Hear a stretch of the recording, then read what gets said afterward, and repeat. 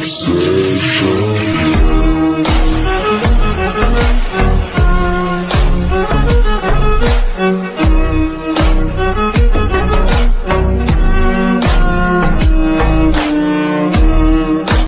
μου να κοιτάει τα δικά της, που όταν ήταν στην ηλικία μου σουρτούκευε από εδώ και από εκεί. Γι' αυτό άλλωστε παντρεύτηκε στα 17. Τα ξέρω από τη θεία μου την Ούλα. Εγώ τον Αχμέντ τον αγαπώ και θα τον πάρω. Κι ούτε που με νοιάζει τι θα πει ο κόσμος. Και δουλευταράς είναι, και κούκλος είναι, και απ' όλα.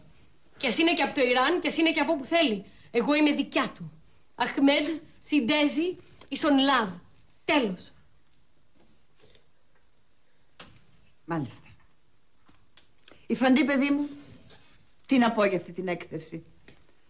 Μένω για άλλη μια φορά άναυδη. Γιατί, κυρία? Γιατί το θέμα μας ήταν ο ρατσισμός, όχι Μάνος και ο Αχμέτ.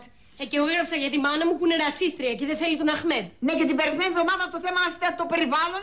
Πάλι για τη Μάνος και τον Αχμέτ μας έγραψες. Λαζάρου, τι έπαθες πάλι?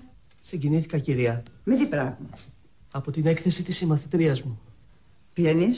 Τη Φαντή. Γιατί περιέγραψε τον έρωτα δύο ανθρώπων που μπορεί να τους χωρίζουν πολλά και να είναι τόσο διαφορετικοί, αλλά... Ταιριάζουν οι οροσκόποι τους. Όχι. Αγαπιούνται. Ευτυχώς. Έξω. Έξω όλοι.